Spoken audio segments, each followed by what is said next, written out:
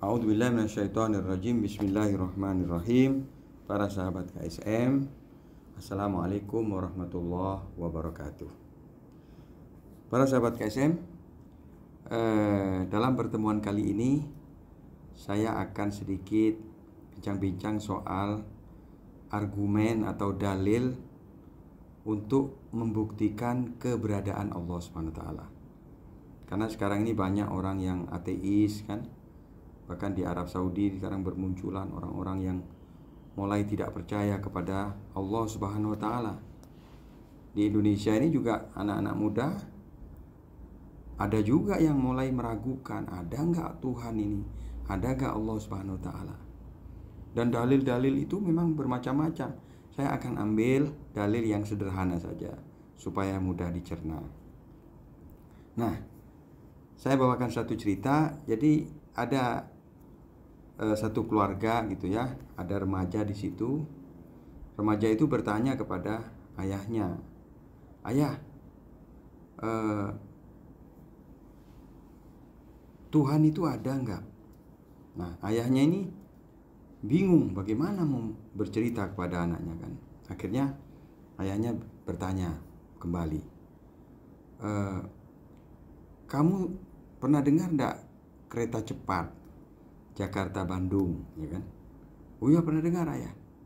Nah, kereta cepat itu kalau ada yang bilang ada dengan sendirinya, relnya menyusun dengan sendirinya, dan semuanya tahu-taunya sudah rapi jadi kereta cepat gitu. Kira-kira kamu percaya nggak?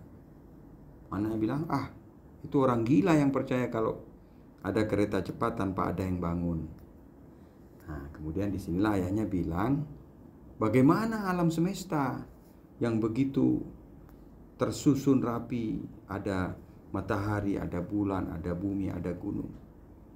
Langsung dibilang, ini ada dengan sendirinya. Kira-kira kamu percaya nggak? Ya nggak percaya ya. Nah, itu juga seperti itu. Kalau kereta cepat saja harus ada China yang datang, para ahli yang membangun, apalagi alam semesta yang begitu dahsyat, miliaran kali lebih dahsyat daripada kereta cepat pengaturannya. Nah, itu adalah argumen atau dalil an-nazim. Jadi keteraturan itu menunjukkan bahwa saja ada yang mengatur di balik itu. Inilah namanya dalil atau argumen an-nazm. Nah, contoh lainnya misalkan kita lihat lampu ini menyala. Lampu menyala. Nah, pastinya ada kabel yang ke lampu itu. Akhirnya ada daya electricity yang membuat lampu itu menyala. Tapi kita tidak bisa memahami daya electricity itu bagaimana, zatnya bagaimana, hakikatnya bagaimana. Itu kita tidak bisa memahami. Atau kalau kita lemparkan sesuatu dari atas, kita lemparkan apel misalkan dari lantai 14, pasti dia jatuh ke bawah. Kenapa? Ada daya tarik bumi atau gravitasi bumi yang menarik apel itu jatuh ke bawah. Nah, kita tahu nggak apa itu hakikat daripada gravitasi bumi atau zatnya gravitasi bumi? Nah, itu kita tidak bisa sampai ke situ. Begitu juga Allah Subhanahu wa taala, kita tidak mampu sampai kepada zatnya Allah Subhanahu wa taala karena kita ini serba terbatas.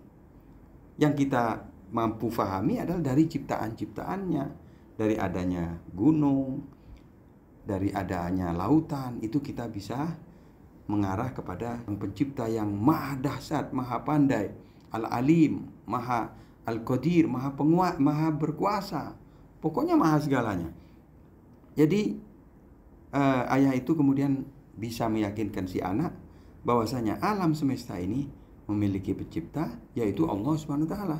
Dan kalau kita merujuk kepada Al-Qur'an, banyak di surat-surat Al-Qur'an itu penekanan bahwasanya Allah lah yang menciptakan langit dan bumi, menciptakan manusia berpasang-pasangan, dan banyak di surat-surat Al-Quran itu penekanan bahwasanya kita harus meyakini adanya Sang Pencipta. Akan tetapi poin yang perlu kita ingat, kita tidak mungkin bisa sampai kepada zat itu, memahami zatnya Allah SWT. Jangankan zatnya Allah, itu apa zatnya. Gravitasi bumi aja kita nggak bisa paham. Electricity yang ada itu, ya kan? Apalagi zatnya Allah Subhanahu wa taala. Kita siapa? Kita yang sangat terbatas. Kalau kita punya ilmu itu pemberian Allah. Kalau kita punya kuasa itu adalah semuanya bersumber daripada Allah Subhanahu wa taala. Jadi di sini saya tekankan bahwasanya ateisme, orang-orang yang tidak percaya kepada Tuhan, itu adalah kesesatan yang nyata. Karena apa? Karena benda sederhana saja, rumah aja yang sederhana pasti ada tukang yang membangun, apalagi alam semesta. Dan Allah sendiri itu sudah menekankan di Al-Qur'an, bunyinya sanurihim ayatina fil afaq wa fi anfusihim hatta yatabayyana lahum annahul haq. Bahwasanya Allah sendiri itu menunjukkan keberadaan Allah, ayat-ayat Allah itu fil afaq, di alam semesta ini. Wa fi anfusihim, dalam diri manusia sendiri. Karena keberadaan manusia itu, wujud manusia adalah saripati daripada alam semesta. Manusia adalah saripati alam semesta, mengandung ada zat besi dan lain-lain sebagainya. Oleh karena itu, kalau kita ingin sampai kepada pembuktian bahwasanya Allah itu ada dengan dua jalan, fil afaq, di alam semesta ini, dan juga fi anfusihim, di dalam diri kita sendiri itu ada tanda-tanda kebesaran Allah SWT. Bagaimana kita melihat jantung dan lain sebagainya. Saya kira cukup sekian. Wabillahi taufiq wal hidayah. Wassalamualaikum warahmatullahi wabarakatuh. سنريهم آياتنا في الآفاق وفي أنفسهم حتى يتبين لهم أنه الحق.